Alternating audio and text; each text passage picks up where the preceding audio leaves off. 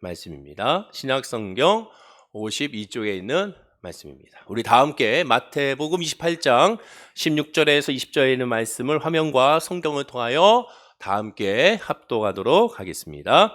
11제자가 갈릴리에 가서 예수께서 지시하신 산에 이르러 예수를 배웠고 경배하나 아직도 의심하는 사람들이 있더라.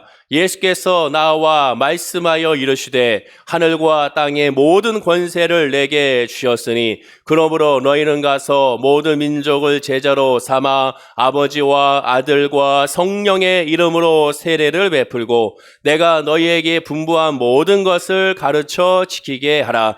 볼지어다 내가 세상 끝날까지 너희와 항상 함께 있으리라 하시니라. 아멘. 기도.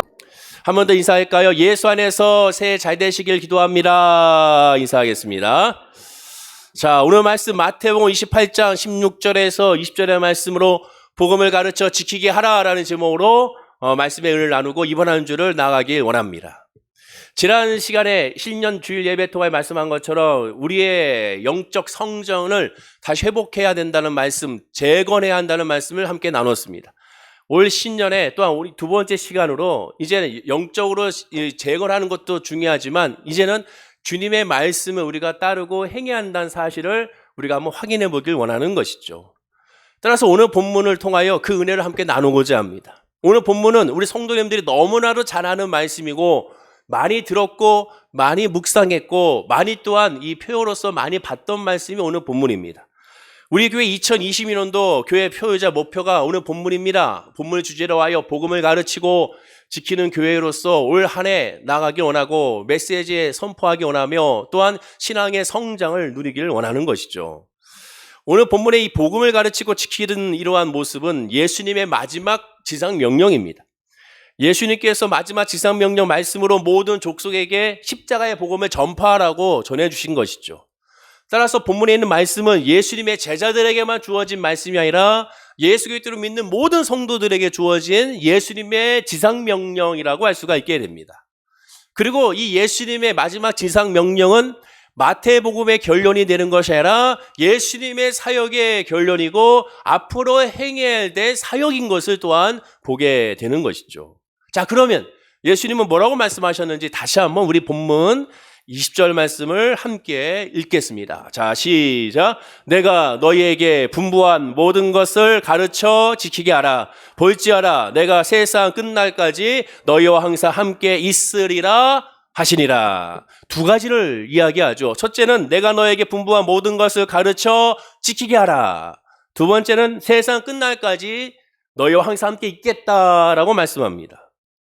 예수님의 제자인 성도는 이 성도로서 이 명령을 성실히 준행해야 되죠. 그리고 이 명령을 잘 따라야 합니다. 그런데 무조건 따라서는 안 되고 예수님의 이 메시지가 무엇을 의미하는지를 정확히 깨달아 알아서 이 말씀으로 나가야 됩니다. 더 중요한 건 하나님의 말씀과 신앙은 되어지는 것이지 우리가 한다고 해서 되는 것이 아니라는 사실을 깨달아야겠지요.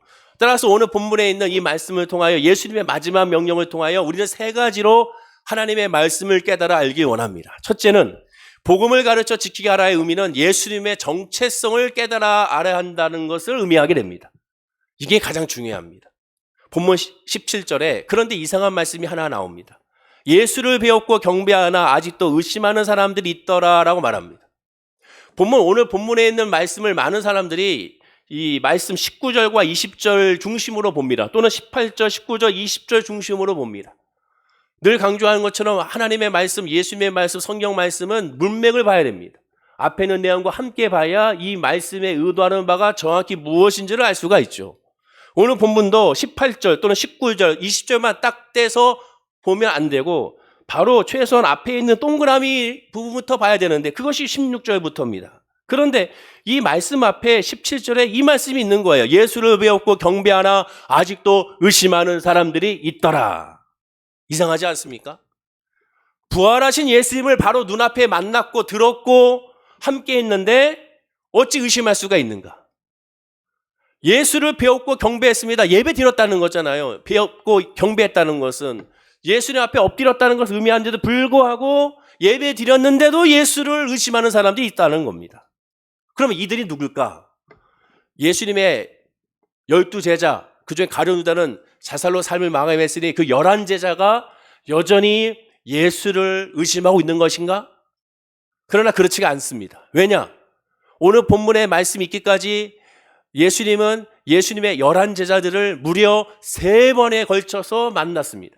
첫 번째는 요한복음 20장에 보면 부활하신 그날 저녁 예루살렘에서 만났습니다. 두 번째는 그로부터 여드레 후 8일 후에 요한복음 20장에 보면 또 만났습니다.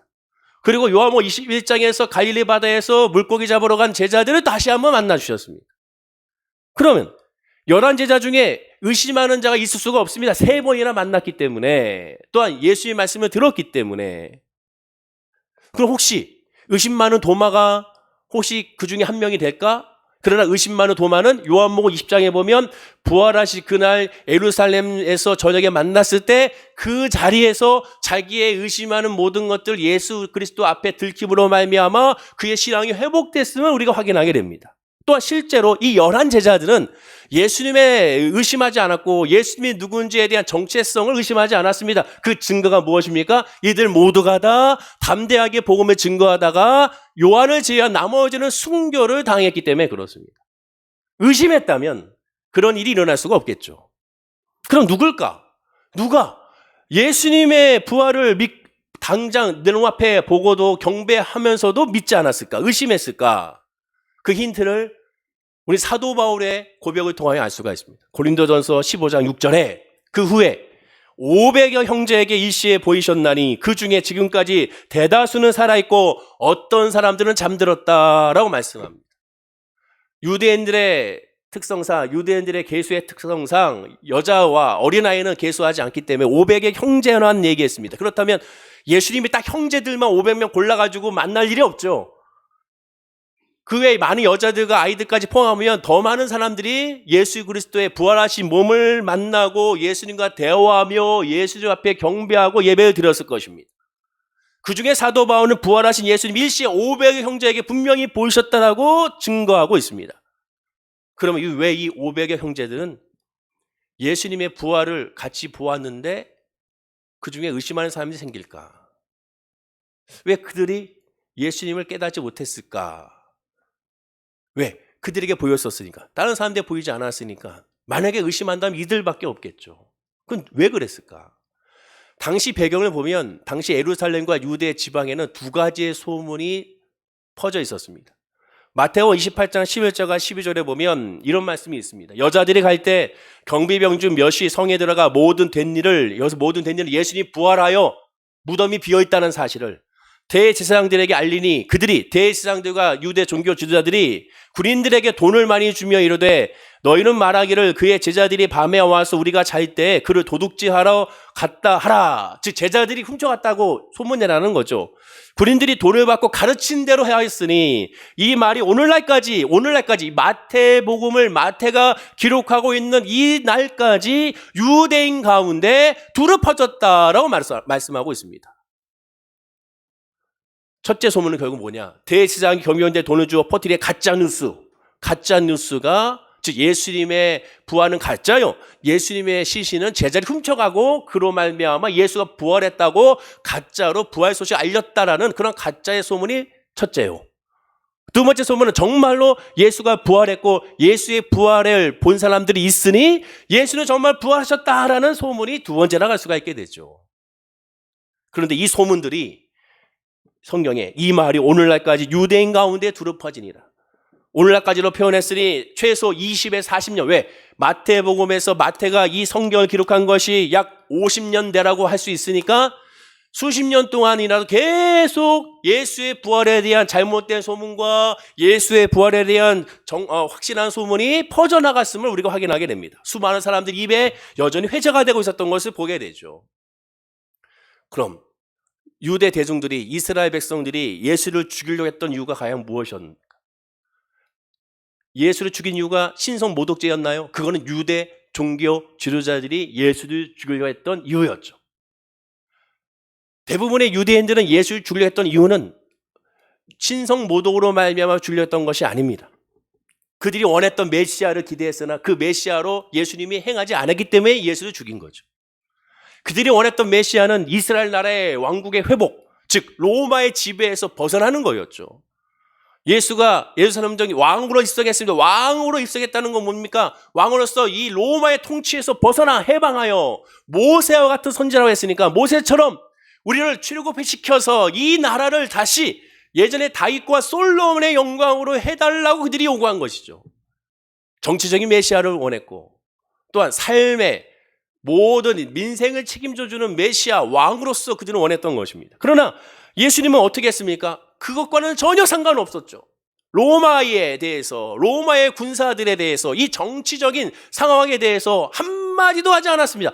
예수님이 오셔서 말씀한 오직 하나, 죄사함을 받으라. 죄사함을 받으라. 회개하라. 천국이 가까이 왔다. 이것만 전하죠. 더군다나 예수님께서 부활하시고 나서도 말씀하는 건 똑같았습니다. 오직 모든 족속에게 이제는 복음을 전하라. 예수님이 육신을 오셨을 때는 모두 유대인들에게 복음을 전하라. 부활하시고 나서는 이젠 모든 사람들에게 복음을 전하라. 그러면 이 모든 족속은 누가 포함됩니까? 그 철처지 원수였던 로마인들에게도 포함되죠. 그들에게 복음을 전하라는 거예요. 여러분, 여러분들이 너무나도 싫어하는 사람이 있는데, 또한 원수 같은 사람이 있는데 그 사람 예수 믿고 구원받고 천국 가서 다시 만나기 원하는 사람이 있습니까? 인간적으로 정말 꼴도 보기 싫고 정말 싫고 저 사람 때문에 내 집에 물질이 다 내가 저 사람한테 보존 잘못 써가지고 다 날아갔는데 막 그런 생각이 들고 심지어 아주 안 좋은 일까지 일어났을 경우 그런 마음이 든다면 어떤 마음이 듭니까? 복음을 전하고 싶겠습니까? 예수 믿으면 천국에서 만날 텐데 그게 쉽게 전해질까요? 인간의 이성적인 마음으로는 결코 그렇게 될 수가 없지 않습니까? 지금 예수님은 그 말을 하고 있는 거예요. 미운 자에게 원수에게 복음을 전하라. 유대인들은 대종전 싫은 거죠. 말도 안 돼. 심지어 사도행전 1장 8절에 예수님은 이렇게 말합니다. 오직 성령이 너에게 임하시면 너희가 권능을 받고 예루살렘과 유대와 사마리아와 땅까지로 내 증인이 되리라. 예루살렘과 유대까지는 괜찮아요. 왜? 우리 선민이니까. 그런데 사마리아와 땅끝까지 이건 아니지 않느냐. 하나님의 나라의 선포는 우리까지야. 우리만 해야 돼. 왜 저들에게, 이방인들에게, 저 원수 같은 로마 사람들에게 복음이 전해져야 되느냐? 싫다 이거죠. 그리고 이어지는 4절과 5절에 이를 위하여 복음을 전하기 위하여 사도와 함께 모이사 그들에게 분부하여 이르시되 예루살렘을 떠나지 말고 내게서 들은 바 아버지께서 약속한 것을 기다리라. 복음을 전하기 위하여 온 유대와 사마리아 땅끝까지 복음을 전하기 위하여 아버지께서 약속한 것을 기다리라. 그것이 뭡니까? 요한은 물로 세례를 베풀었으나 너희는 몇 날이 못되어 성령으로 세례를 받으리라. 성령을 기다리라. 즉 성령이 임해야 온 유대와 사마리아와 땅끝까지 증인이 될 수가 있다고 예수님은 가르치고 있습니다. 그게 싫은 거죠. 유대인들은 그게 싫은 겁니다. 사도행전 1장 15절에 보면 모인 무리의 수가 몇 명입니까? 약 120명이 되더라. 그때 베드로가 그 형제들 가운데 일어서서 이르되라 말합니다. 500여 형제에게 부활하신 예수님을 몸을 보이고 그들에게 이 말씀을 계속 가르쳤습니다. 그들은 다 들었어요. 그런데 모인 사람은 500명 중에 몇 명입니까? 120명밖에 없습니다. 근데 이 120명도 여자들도 포함되어 있어요. 그러면 사실상 500여 형제 가운데 380명은 사라진 것이 더 많은 형제들이 이 자리에 없다라는 거죠. 주의 말씀을 듣지 않고 예루살렘을 떠났던가 다른 곳에 있던가 그 말씀에 순종하지 아니했다는 것을 의미하게 됩니다. 하루만 모인 것이 아니에요. 계속 주님이 성령이 임할 때까지 그 자리에서 계속 예루살렘을 떠나지 아니하고 성경이 뭐라고 합니까? 전혀 기도에 힘쓰니라. 매일매일 모여 기도에 힘썼습니다. 매일매일 모여 하나님의 은혜를 바랐고 성령의 충만함을 바라며 기도했습니다. 근데 그 자리에 이들은 오지 않았습니다. 의심한 사람은 누굽니까? 경배하나 의심한 사람은 이들입니다. 부활한 몸을 보였으나 그러나 그들은 믿지 않았습니다. 너무나도 심각하고 안타깝고 충격이죠. 오늘도 마찬가지예요. 교회에 나와서 예배 드리나 예수를 모르는, 예수를 알지 못하면 너무 충격입니다. 슬픈 거예요. 너무나도 가슴이 털컥 내려 앉아야 되는 거예요. 내가 예수를 모른다? 어떡하지? 이게 돼야 되는 거예요. 저기 성경의 말씀과 같이 그들은 다 분명히 모였습니다. 그러나 그들은 예수가 누군지 몰랐어요. 본문 17절의 말씀처럼 부활한 예수님에 대한 실망한 사람들이 또한 그를 믿지 않는 사람, 정체성 알지 못한 사람들입니다. 물론 내 복음서에 갈릴리에 몇 명이나 모였는지 그 중에 어떤 사람이 의심했고 500명 이후의 행적이 어땠는지 알 수 없습니다. 그러나 분명한 것은 주의 말씀을 믿는다면 주의 말씀을 따를 수밖에 없죠. 여러분, 성령 은혜 안에 있고 믿음 안에 거한 사람은 예배 드릴 수밖에 없습니다. 하나님의 은혜 안에 거하고 믿음 안에 거하는데 예배를 빠집니까? 예배 자리에 없습니까? 예수 그리스도 믿는데 기도하지 않습니까? 예수 그리스도 은혜 안에 있는데 하나님만 엎드리지 않습니까? 그건 가짜입니다. 믿으면 예배 드리게 되어 있고 믿으면 기도하게 되어 있고 믿으면 하나님을 찬양하게 되어 있습니다. 그건 자연스러운 현상이죠. 되어지는 것입니다. 나는 믿음이 있는데 나 예배 드릴 수 없어요. 난 예수를 나의 구주 영접하지만 나 예배 드릴 수 없습니다. 그건 말도 안 되는 거예요. 그럴 수가 없습니다. 이 380명이 사라진 이 380명이 정말 예수를 나의 구주 영접했다면 예수의 말씀에도 예루살렘 떨어지지 않고 함께 모여 기도에 힘쓸 수밖에 없다라는 거예요. 근데 이 자리에 없다는 건 예수가 누군지 아직도 모르는 겁니다. 여전히 그 전체성을 깨닫지 못하고 십자가의 복음을 깨닫지 못한 겁니다. 다시 말해 예수가 누구인지 내가 알아야 됩니다. 여러분들이 알아야 돼요. 그 질문에 답을 하지 못한다면 죄송하지만 구원밖에 있는 겁니다. 착각하는 거예요. 예수님이 말씀했죠. 예수님의 그 무시무시한 말씀이 뭡니까? 나더러 주여 주여 하는 자마다 다 천국에 있는 것이라. 얼마나 무서운 말씀이에요. 예수님은 마태복음 9장 13절에 분명히 이렇게 말씀합니다. 자, 읽어볼까요? 시작. 너희는 가서 내가 궁유를 원하고 제사를 원하지 아니하노라 하신 뜻이 무엇인지 배우라. 나는 의인을 부르러 온 것이 아니요 죄인을 부르러 왔노라 하시니라. 예수님 분명히 말씀합니다. 예수님 오신 목적은 의인을 부르러 온 것이 아니요 죄인을 부르러 왔다. 예수님 오신 목적은 구원입니다. 복음 전파예요. 유대인들이 원했던 예수의 오신 목적은 빵이요, 나라요, 삶이요, 형통입니다. 우리가 예수를 믿는 목적은 하나님과의 관계의 죄사함이고 하나님의 은혜 안에 거하는 것이 먼저입니다. 교회 사명의 목적은 먼저 복음 전파입니다. 그게 먼저예요. 그러나 율법, 선행, 구제, 기도, 금식, 11조 등에 능통했던 유대 종교 지도자들은 예수님을 어떻게 했습니까? 외면했습니다. 주의 말씀을 듣지 않았어요. 깨달아야 됩니다. 예수님이 그들을 외면한 것이 아니에요. 그들이 예수님을 외면했죠. 대신에 예수님은 열등하고 소외되고 가난하고 비천한 자들과 주로 교제할 수밖에 없었습니다. 왜? 그들은 예수님을 외면한 것이 아니라 예수님을 인정하고 환영하고 모셔드렸기 때문에. 예수님이 이 땅에 오셔서 가난한 자들을 위하여 이 땅에 오신 것이 아닙니다. 여기서 가난은 마음의 가난이 아니라 삶의 가난한 자들 위하여 삶의 소외된 사람들을 위하여 이 땅에 예수님 오신 것이 아니에요. 예수님 오신 건 모든 사람들을 위하여 오신 것인데 그 모든 사람들 가운데 그들만이 예수님을 영접한 거고 조금 있는 사람들, 아는 사람들, 경건하고 생각한 사람들 예수님을 배척했기 때문에 결과적인 모습으로 봤을 때 예수님은 그들과 함께 할 수밖에 없으니 그렇게 보인 겁니다. 그러나 예수님은 모든 사람들을 위하여 이 땅에 오셨죠. 요한복음 3장 10절 말씀처럼 하나님이 세상 이처럼 사랑하사 독생자를 주셨으니 이것을 믿는 모든 자에게 구원을 얻게 되는 겁니다. 모든 자입니다. 이들은 예수님을 거부한 거예요. 예수님은 마지막 순간에도 십자가 우편에 있는 강도를 구원했습니다. 아르마대, 요셉, 니고데모도 예수님의 십자가 죽기 전에, 직전에 또 후에 구원받았습니다. 말하자면 예수님과 아무런 교제 없이도 마지막 순간에 극적으로 구원의 대열에 이들은 합류했습니다. 그럼 이들의 공통점이 뭡니까? 딱 하나예요. 예수가 누군지를 궁금했던 거죠. 장애인이나 세리 등은 과연 내가 바리새인들 말처럼 하나님께 저주받았는지 정녕 하나님이 날 거부했는지 궁금했지 않습니까? 아리마대 요셉과 니고데모는 부자여 당시의 산헤드린 공회원이었고 종교인으로서 인간 세상에서 의인이라 칭찬받는 경건한 자라는 칭찬을 받는 사람들이었습니다. 그러나 그들은 마음 가운데 공허했습니다. 아닌 것 같아요. 기뻐야 되는데 기쁘지 않고 마음이 평안하지 않습니다.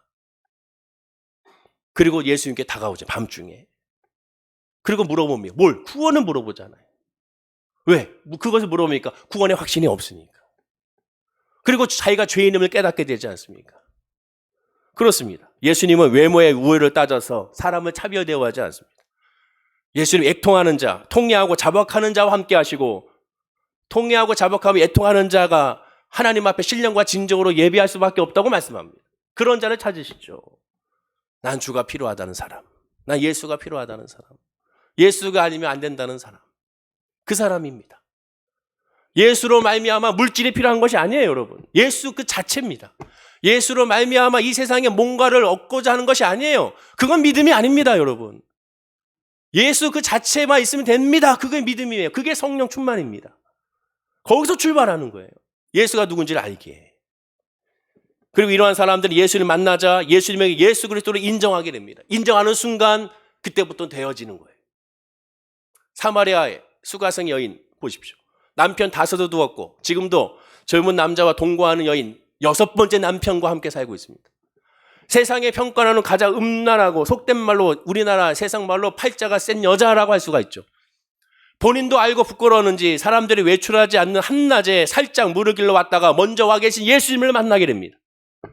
그리고 예수님과의 질문과 답을 통하여 예수가 누군지를 차차 알아가게 되죠. 그리고 예수가 메시아, 그리스도라는 사실을 깨닫고 난 후에 그는 외쳤습니다. 내가 그리스도를 만났다라고 외치게 되죠. 그 자리에서만 외친 것이 아니라 예수님이 누구인지 예수님의 정체성을 알아보고 나서는 남들 앞에 나서지 않았던 그 사람이 그 길로 동네로 들어가 예수를 만났다고 했습니다. 그리스도를 만났다고 했어요. 복음을 전하고 있습니다. 자기의 간증은 예수지 삶이 아니었습니다. 봐라, 내가 예수를 만났더니 부자가 됐다가 아닙니다. 부자를 간증한 것이 아니었어요. 예수를 간증한 거죠. 내가 회복이 됐다, 내가 질병 치료했다, 치료를 간증한 것이 아니라 예수를 만난 것이 간증이 돼야 되는 겁니다. 그게 바로 복음이에요. 그게 예수가 누군지 아는 사람의 특징입니다. 예수가 누군지 아는 사람은 이 삶을 자랑하지 않아요. 왜? 헛된 것이기에 예수를 자랑하게 됩니다. 내가 예수를 만났습니다. 내가 예수를 만났습니다. 내가 죄인임을 알았습니다. 내 안에 있는 부족함이 뭔지 알았습니다. 왜 내가 평안치 않고 내가 왜 기쁨이 없었는지 알았습니다. 그 자리에 예수가 있어야함을 알았습니다. 그게 간증이고 이게 이 사마리아 여인의 고백이었고 나머지 사람들의 모습이었습니다. 예수님의 부활을 보고도 믿지 않은 사람들은 부활하신 예수님을 부인한 것이 아닙니다. 예수가 여전히 메시아임을 부인한 겁니다. 부활을 인정했어요. 근데 그 부활하신 예수가 그리스도임을 깨닫지 못한 겁니다. 이들은 자기들이 정해놓은 메시아가 있었기 때문에 그래요. 자기가 세상의 주인이 되어서 하나님도 자기 뜻대로 하고자 한 겁니다. 기도란 내 뜻을 관철하기 위한 도구가 아닙니다. 기도란 하나님의 뜻을 깨닫는 게 기도잖아요. 내려놓고 주님의 뜻대로 살기로 한 내가 기도인데, 근데 기도를 믿음의 좋은 기도를 꼭 자기의 뜻을 관철하는 것으로 해석합니다. 아니에요. 주님 보시기에, 하나님 보시기에는 그게 우상입니다. 자기들이 바로 하나님이 되는 것이죠.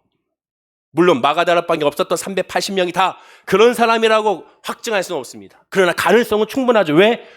하나님을 만난 자, 예수를 만난 자는 당연히 주의 말씀에 따라서 순종할 수밖에 없고 예배 자리에 있을 수밖에 없고 기도하지 아니할 수가 없기 때문에 그렇습니다. 근데 없잖아요. 없다는 것은 모른다는 겁니다. 요한 1서 2장 22절에 이렇게 말합니다. 거짓말하는 자가 누구냐? 예수께서 그리스도이심을 부인하는 자가 아니냐? 아버지와 아들을 부인하는 자가 그가 적그리스도다. 적그리스도는 복잡한 사람이 아닙니다. 예수를 부인하는 자입니다. 무엇을 부인합니까? 그리스도임을 부인하는 겁니다. 정확히 알아야죠. 예수가 하나님의 아들인 것 인정하는 것, 그래, 거기 괜찮습니다. 근데 다 인정하는데 누구를 인정하지 않습니까? 무엇을 인정하지 않습니까? 그리스도라는 것. 그리스도가 뭐예요? 기름 부음 받은 자, 메시아. 나를 위하여 죽으시고 나를 위하여 부활하신 그분, 바로 나의 죄 사함을 위하여 이 모든 걸 감당하셨던 그 사실, 그 얘기는 내가 죄인이라는 사실을 인정해야 되는데 그걸 부인하는 겁니다. 난 예수를 믿어요. 예수가 하나님의 아들인 걸 믿어요. 근데 뭐 있습니까? 내가 죄인임을 깨닫지 못하는 거, 그겁니다. 나는 죄인입니다. 나는 예수가 필요합니다. 주의 은혜가 내 삶 가운데 있어야 됩니다. 하나님의 은혜가 아니면 난 살아갈 수 없습니다. 그 고백이 핵심이라는 것이죠. 요한 2서 1장 7절에도 말합니다. 미혹하는 자가 세상에 많이 나왔나니 이는 예수 그리스도께서 육체로 오심을 부인하는 자라. 이런 자가 미혹하는 자요 적그리스도라라고 말합니다. 육체로 오심을 부인한다. 왜 이걸 부인합니까? 육체로 오신다는 건 뭐예요? 나를 위하여 죽으시기 위하여 어린 양의 그런 피로 우리를 사하기 위하여 왔다는 사실을 부인한다는 거예요. 그 얘기는 뭡니까? 내가 죄인임을 부인하는 겁니다. 초대교회 성도들의 믿음은 아주 간단했습니다. 예수님이 부활하신 그리스도라는 사실을 믿는 거예요. 초대교회 성도는 교리를 믿은 것이 아닙니다. 초대교회 성도들이 성경을 암송하고 믿는 것이 아니에요. 성경을 몰라요. 읽지도 못합니다. 그들의 믿음 오직 하나, 예수는 나의 주, 나의 그리스도, 나의 아버지라는 것을 믿는 거예요. 예수가 누군지 정체성을 정확히 알았기 때문에, 그렇기 때문에 산채로 사자밥이 되는 순교를 감당할 수가 있었던 겁니다. 예수님은 말씀합니다. 마태복음 11장 6절이에요. 우리 읽어볼까요? 자, 시작. 누구든지 나로 말미암아 실족하지 아니하는 자는 복이 있도다 하시리라. 이 말씀이 뭐예요? 예수가 누군지를 깨달아야 되는데 깨닫지 못해서 실족하는 자를 말합니다. 예수님이 이 땅에 오신 목적이 나의 구원을 위하였는데, 예수님이 이 땅에 오신 목적이 나의 나라를 위하여, 나의 사업을 위하여, 나의 직장을 위하여, 내 가정의 형통을 위하여, 내 질병의 치료를 위하여 오셨다는 사실만 믿는 그 사람들, 그로 말미암아 실족한 사람들이 안타깝다는 거예요. 예수가 누군지를 정확히 알아야 됩니다. 예수가 누군지를 진짜 깨달아야 됩니다. 오늘날 교회에 예수가 누군지를 전해야 됩니다. 그 전하기 위해서는 하나밖에 없습니다. 죄를 깨닫고 죄를 선포해야 됩니다. 회개하라. 천국에 가까웠으면 선포해야 되는 것이죠. 근데 그게 듣기 싫은 거죠. 누가 그걸 좋아합니까? 당신은 죄인입니다. 그거 누가 듣기 싫어해요? 누가 좋아합니까? 그러나 그걸 우리는 전해야 됩니다. 주일 예배 드리는 이 시간에 나는 어떠한 믿음을 이 자리에 예배하는지를 살펴봐야 돼요. 나는 예수님을 누구라 믿고 있는지를 살펴봐야 됩니다. 여러분들에서 정말 예수가 누군지를 한번 깊게 묵상해 봐야 돼요. 작년까지는 그냥 그렇게 지나갔다고 칩시다. 이제부터는 달라져야 됩니다. 정말로 예수가 누군지를 정말로 깨달아야 됩니다. 간혹 예수님의 정체성을 알고 예수님의 부활을 믿는 성도 중에도 간혹 실족하는 분들이 있습니다. 쉬운 예로 이렇게 오래 끈질기게 기도했는데도 왜 내가 이 모양 이 꼴이냐 의심하는 성도가 있습니다. 현실의 형통을 바라지 않고 지금의 고통만이라도 중지해달라고 요구하고 기도하는데 왜 하나님은 침묵하느냐, 그로 말미암아 불평하는 사람들이 있습니다. 다시 얘기하지만 초대교회 성도들은 십자가 교리를 몰랐고 성경을 잘 몰랐고, 그러나 내가 믿고 의지하는 예수가 누군지를 정확히 알았습니다. 그들은 산채로 맹수밥이 됐을 때 살려달라고 하지 않았어요. 여기서 구원해달라고 기도하지 않았습니다. 그들은 오직 하나의 기도만 했죠. 예수 그리스도의 은혜와 사랑과 하나님의 놀라운 역사만 구했습니다. 왜? 예수가 누군지 알았기 때문에 그래요. 주님의 뜻이면 사자밥이 되는 것에 감당하겠다는 거예요. 주님의 뜻이 여기서 구원해 주는 것이라면 그럼 그것도 좋다는 거죠. 단 주님의 뜻을 구한 거죠. 다시 강조하지만 예수님의 정체성을 모르면 구원받을 수가 없습니다. 예수님을 모르는데 어떻게 예수님의 은혜를 받을 수가 있습니까? 예수님 오늘 본문 말씀을 통하여 지상 명령을 주신 뜻은 기독교나 개별 교회를 키우고 확장하는 의미가 아닙니다. 예수 그리스도로 인하여 실족하지 말되 나부터, 우리부터 그렇게 하지 말라는 거예요. 예수님을 제대로 아는 것이야말로 인간의 모든 문제를 해결할 수 있는 길이기 때문에 그렇습니다. 영혼이 잘 돼야 범사가 잘 되고 강건한 것이기 때문에 그래요. 정확히 예수가 누군지를 깨달아 알아가는 우리 성도님 되기를 간절히 축원하고 기도드립니다. 두 번째, 복음을 가르쳐 지키게 하라의 의미는 복음의 우선순위가 무엇인지를 깨달아 아는 거예요. 여러분, 첫 번째 예수가 누군지의 정체성을 깨달아야 이 두 번째 우선순위를 깨닫게 됩니다.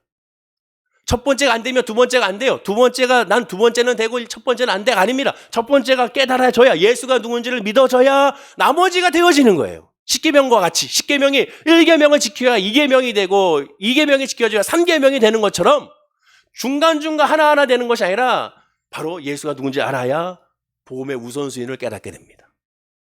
예수님은 본문의 마지막 지상명령의 말씀을 마치신 후에 이 땅에 육신의 모습으로는 존재하지 않을 것을, 그래서 제자들과 육신적으로는 교통하지 못하는 것을 아시고 불가능하기 때문에 예수님은 제자들에게 이렇게 말씀합니다. 모든 족속을 제자로 삼아 성삼위 하나님의 이름으로 침례를 주고 예수님의 분부한 모든 것을 가르쳐 지키도록 하라고 말씀합니다.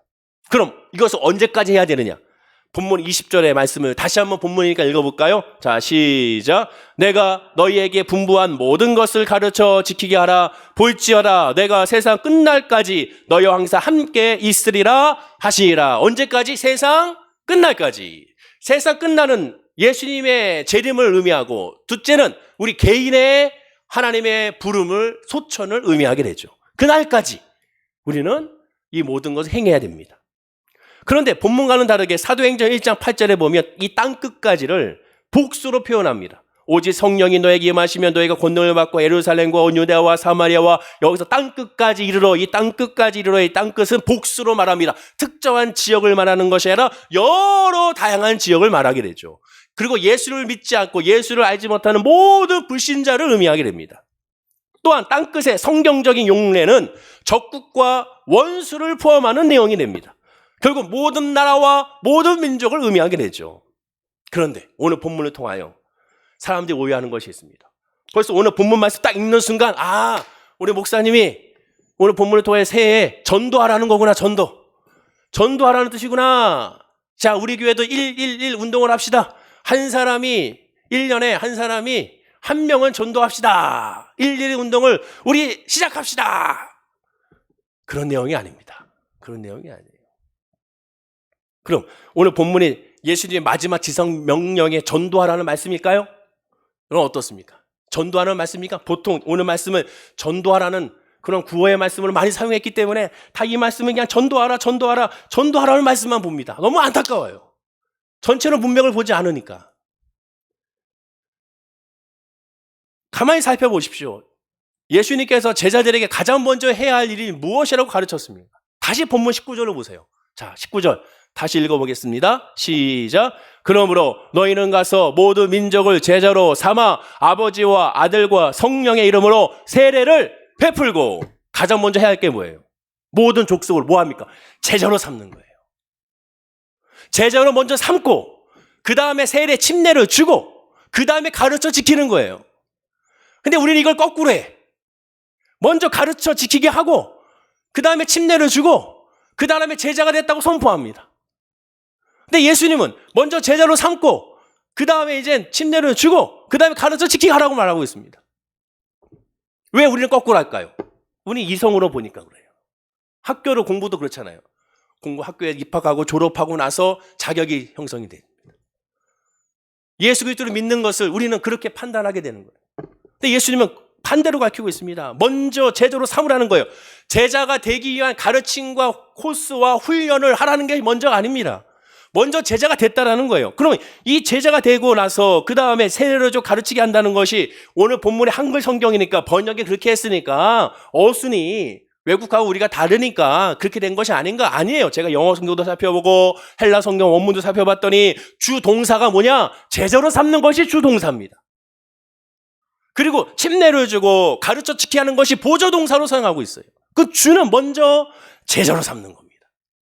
이미 제자로 삼는. 그럼 이 제자 삼는 게 뭐예요? 우리가 생각할 때는 제자화 시켜야 제자가 된다고 얘기하잖아요. 근데 예수님은 이미 예수 그리스도를 믿는 그 순간, 예수를 영접하는 그 순간, 나는 이제 예수 믿기로 했습니다. 나는 이제 예수 그리스도를 나의 주로 영접했습니다. 나는 주의 이름이라 이제 예수님은 나의 구주가 되셨습니다라고 회개하고 자복하고 예수를 믿는 그 순간 예수님은 제자가 됐다고 말하는 거예요. 그럼 이 차이를 아시겠습니까?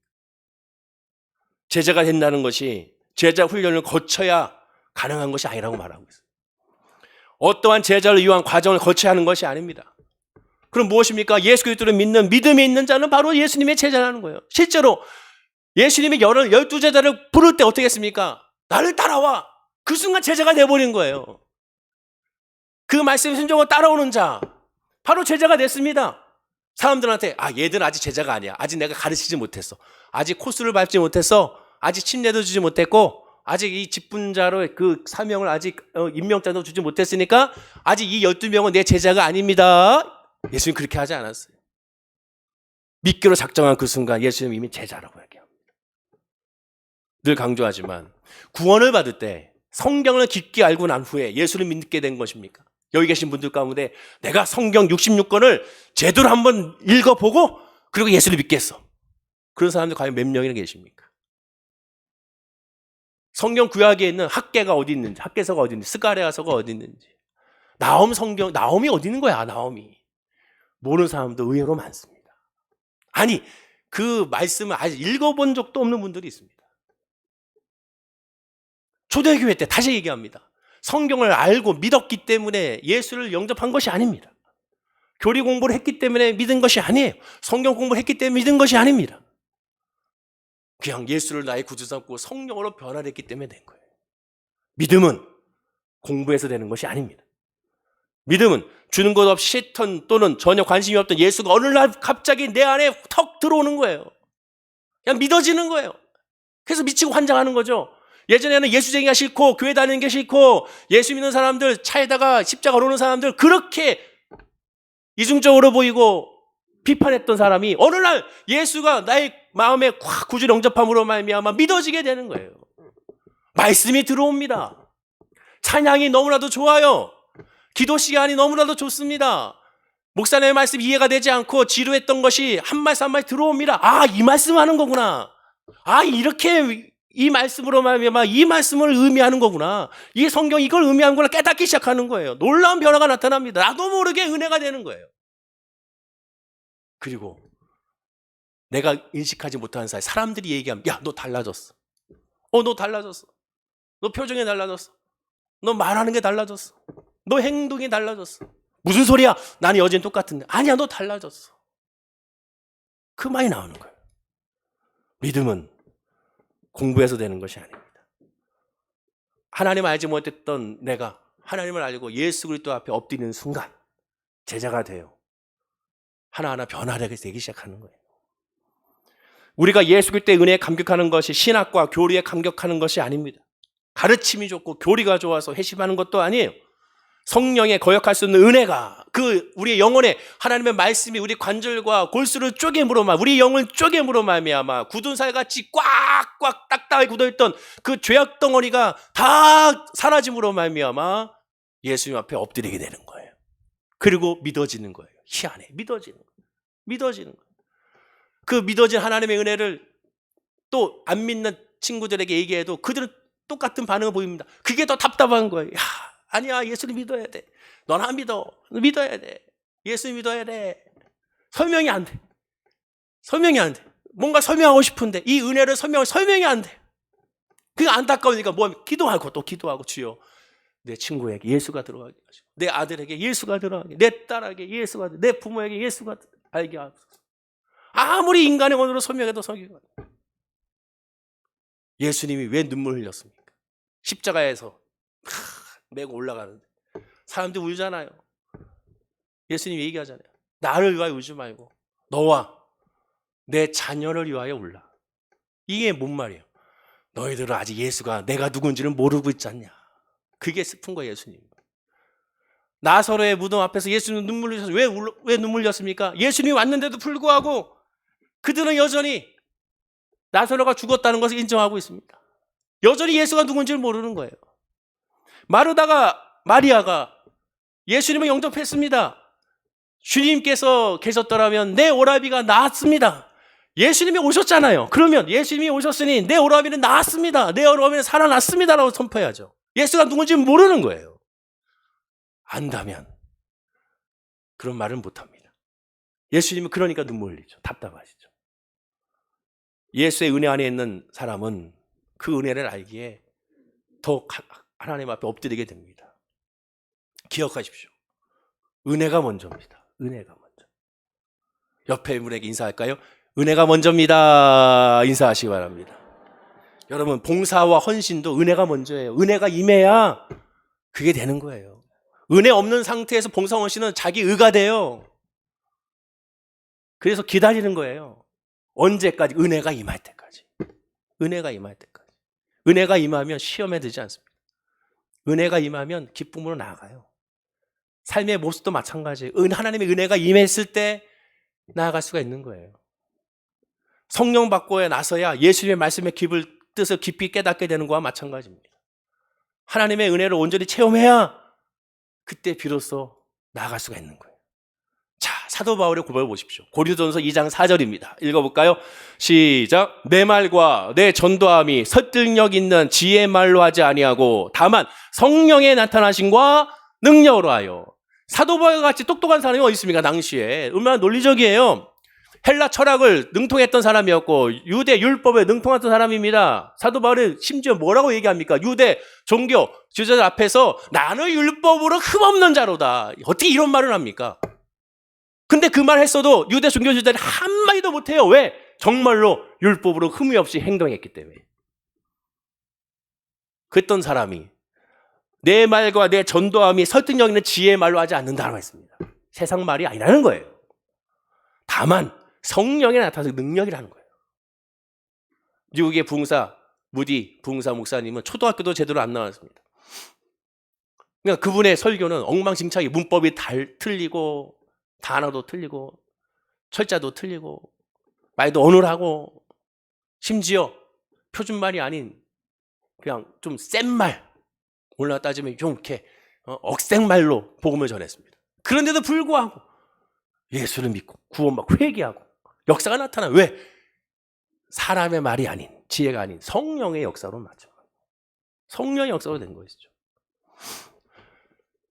만약에 교리를 배우고 깨달아서 구원을 얻는 것이라면 예수님은 제자 훈련을 열심히 받으라고 했을 것입니다. 예수님도 제자를 삼아 가르치라고 하지 않고 열심히 가르쳐서 제자로 삼으라고 말했을 거예요.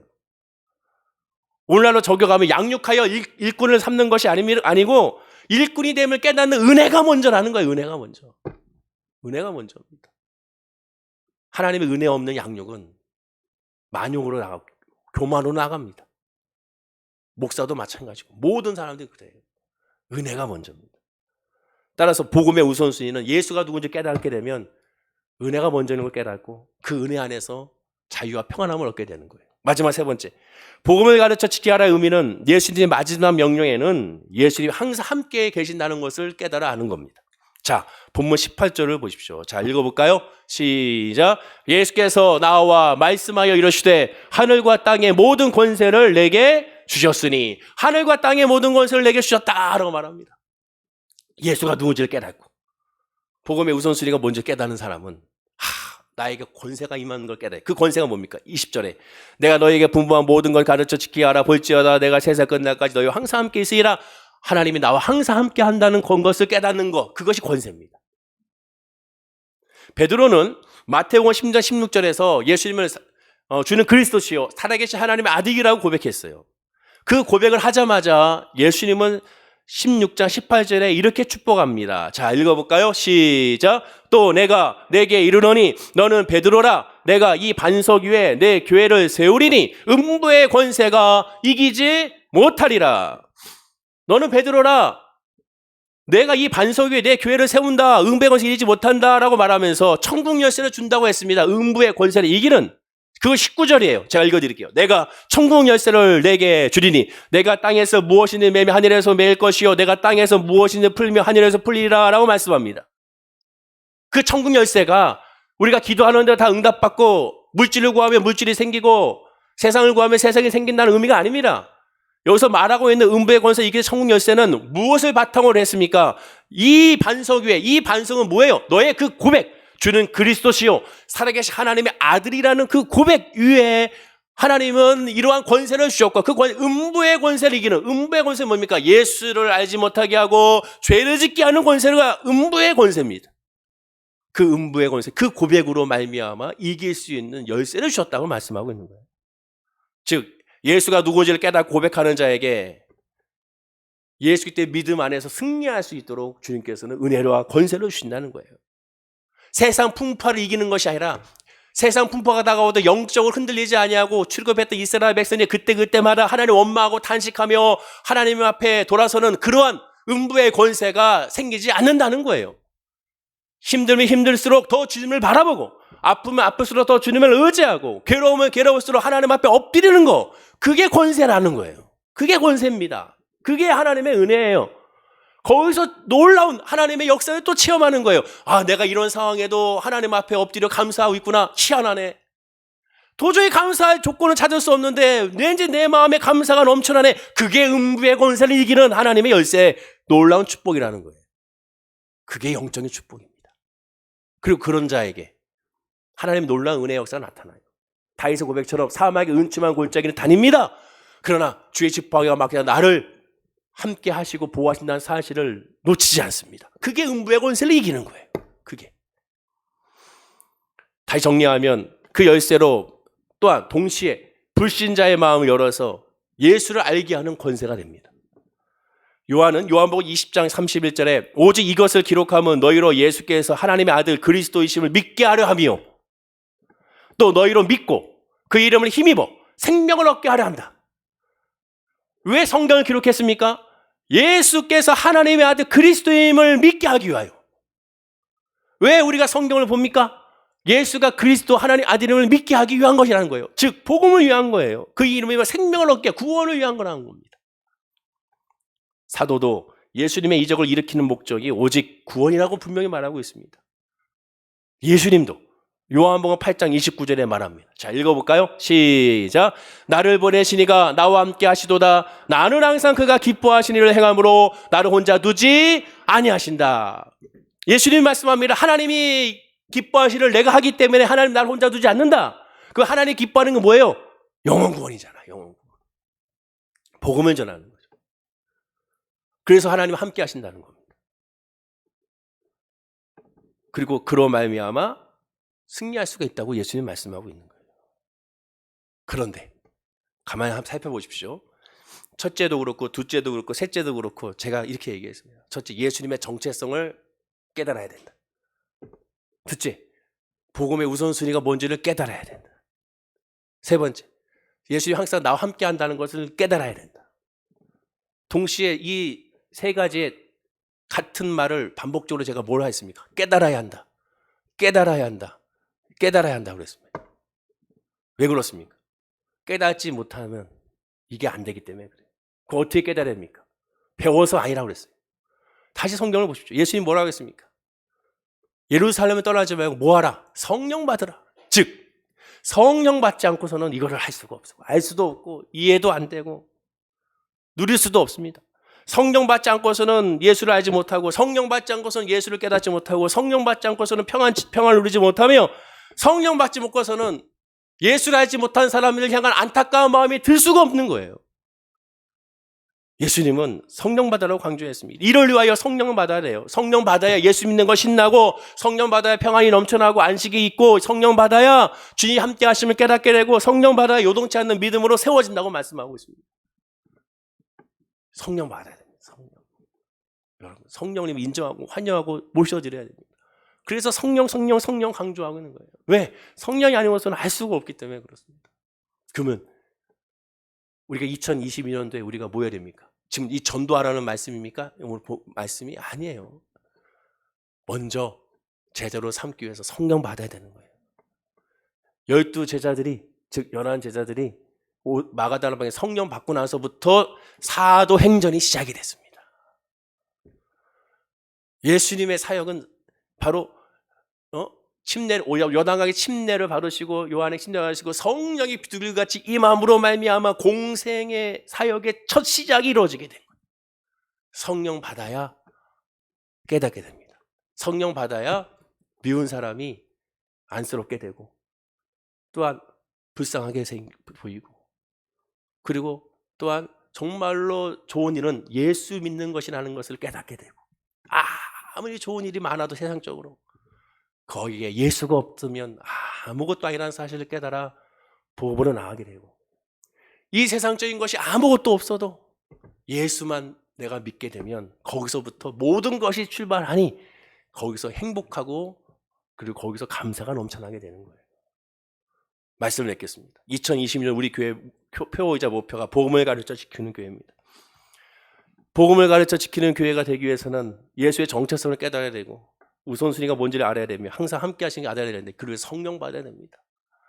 올 한 해 다른 기도하지 마시고 성령 받기를 기도하십시오. 힘드니까 성령 받아야 됩니다. 아프니까 성령 받아야 돼요. 괴로우니까 또 외로우니까 성령 받아야 됩니다. 주여 나에게 성령이 임하게 하옵소서. 우리 사랑하는 가족에게 성령이 임하게 하여 주옵소서. 우리 사랑하는 교회 성도님들에게 성령이 임하게 하여 주옵소서. 우리도 예루살렘을 떠나지 아니하고 성령을 구한 것처럼 우리도 교회를 떠나지 말고 올 한 해 성령을 구하십시오. 그러면 하나님의 놀라운 은혜가 우리의 모든 삶 가운데 이루어지게 될 줄로 믿습니다. 기도하겠습니다. 아버지 하나님 감사합니다. 오늘 말씀과 같이 늘 성령 안에 거하는 우리 모든 성도님들 다 있기 원합니다. 주여 구하고 간구하오니 성령의 충만한 은혜를 사모하고 바라볼 때 이 세상적인 힘들과 어려움과 아픔과 상처로 무너진 채 성령을 인정하고 환영하고 모셔드리지 않게 하여 주옵소서.